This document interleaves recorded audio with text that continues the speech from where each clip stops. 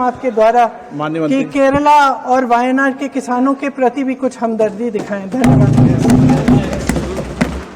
माननीय अध्यक्ष महोदय, किसान किसान हैं, चाहे वो केरल का हो चाहे वो कर्नाटक का हो, हम सब भारत मां के लाल हैं, भेदभाव का कोई सवाल नहीं है। मैं ये निवेदन करना चाहता हूं कि जब ऐसी प्राकृतिक आपदाएं आती है तो हर एक राज्य को एसडीआरएफ के तहत कराई गई है, और मैं आश्वस्त करना चाहता हूं आपके माध्यम से माननीय सदस्य को कि बिना किसी भेदभाव के कहीं अगर संकट आएगा तो केंद्र सरकार राज्य सरकार के साथ खड़ी रहेगी, चाहे वो केरल हो अन्य राज्य हो। उन्होंने भी मसालों की बात पूछी, मैं उनको बताना चाहता हूं पिछले दिनों रेड चिली के दाम कम हो गए थे माननीय अध्यक्ष महोदय। मिर्ची भी मसालों में आती है। आंध्र के मुख्यमंत्री आए, हमने तुरंत फैसला किया कि रेड चिली 11,000 रुपया प्रति क्विंटल के माध्यम से खरीदी जाएगी, और हमने यहां से आदेश जारी किए। आपने अलग अलग किसानों को पूछा, मैं सुपारी उत्पादक किसानों के बीच कर्नाटक गया, कर्नाटक के मित्र यहां बैठे होंगे, वहां एक भयानक बीमारी के कारण वो पेड़ नष्ट हो गए थे। हमने एक स्पेशल पैकेज उसके लिए स्वीकृत करने का काम किया। माननीय अध्यक्ष महोदय, जहां भी प्राकृतिक आपदा से किसानों पर संकट आएगा, वो देश के किसी राज्य के किसानों, किसी गांव के किसानों, उनके साथ भारत सरकार सदैव खड़ी रहेगी। कोई भेदभाव नहीं होगा, क्वेश्चन नंबर 242 डॉक्टर डी पुरंदरश्री। क्वेश्चन नंबर 242 कल कृषि कल्याण पर चर्चा है, पूरी डिटेल। बैठिए। कृषि कल्याण पर चर्चा है पूरी समय, आप उस समय बोलना। माननीय मंत्री को हृदय से धन्यवाद देना चाहता हूं। एक बहुत महत्वपूर्ण सवाल माननीय अध्यक्ष महोदय उन्होंने पूछा है। एक जमाना था माननीय अध्यक्ष महोदय, तब किसानों तक अलग अलग योजनाओं का लाभ पहुंचा काम मैनुअल किए जाते थे राजस्व विभाग के कर्मचारियों के द्वारा, और कई बार पता ही नहीं चलता था पन्नालाल की जमीन कब धन्नालाल के नाम हो गई, या बैंकों से ऋण लेने के लिए लंबे चक्कर लगाने पड़ते थे।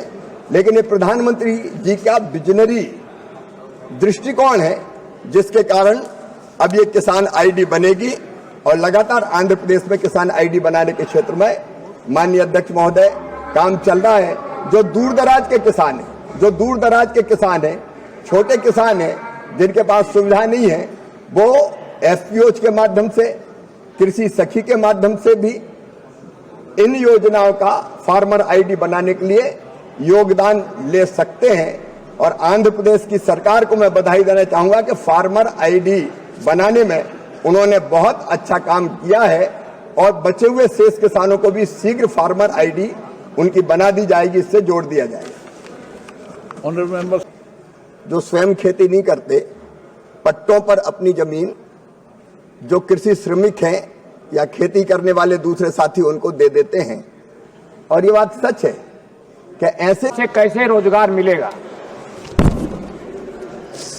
सभापति महोदय, हमारे आगे माननीय शिवराज जी बैठे हैं, ये टेस्ट मैच के प्लेयर हैं, तो मैं तो टेस्ट मैच का प्लेयर नहीं हूं, मैं 2020 का प्लेयर हूं। और मैं आपसे ये कह रहा हूं कि आज देश के अंदर कृषि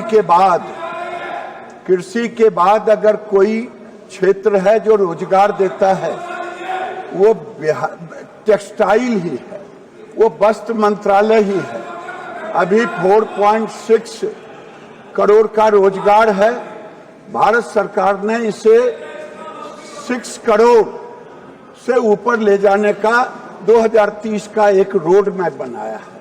महोदय, पीएम मित्र से पूछे गए माननीय सदस्य को मैं कोटि से धन्यवाद दूंगा कि देश के अंदर अब तक जो रहा वो छोटे पार्कों से बनाया जाता था। अब छोटे पार्क में होने में इंटरनेशनल मार्केट में कीमतें बढ़ जाती थी, कॉम्पिटिटिव है, लॉजिस्टिक बढ़ जाता, इस तरह से लॉजिस्टिक एंड टू एंड हो। और आपको बताते हुए मुझे हर्ष हो रहा है कि हम लोगों ने रखा 1000 हेक्टर एकड़ का। कई राज्यों ने उत्साह दिखा करके, मध्य प्रदेश के मुख्यमंत्री ने तो 2000 एकड़ से बड़ा पार्क बनाया लिया है, और गुजरात में भी 1700 एकड़ का।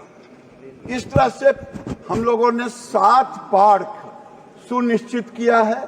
तेलंगाना में है, ये आपको तमिलनाडु में है, ये सभी राज्यों में मिला करके 7 पार्क हैं। और इन पार्कों से रोजगार कम से कम 7 पार्क मिला करके 70,000 से 1 लाख करोड़ तक के बीच में इन्वेस्टमेंट आएगा।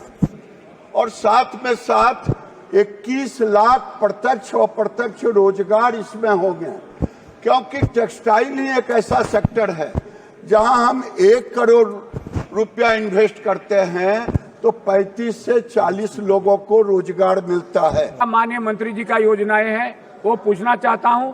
साथ साथ सदन के माध्यम से महोदय माननीय मंत्री जी से अनुरोध है कि मधुबनी जिला एक समय खादी उद्योग का हब हुआ करता था, लोगों के लिए रोजगार का एक मुख्य स्रोत था। आज भी मधुबनी जिला खादी वस्त्र के लिए बिहार सहित देश भर में प्रसिद्ध है। आग्रह है मधुबनी जिला में खादी उद्योग के विकास एवं विस्तार हेतु सरकार द्वारा जनहित में आवश्यक पहल की जाए।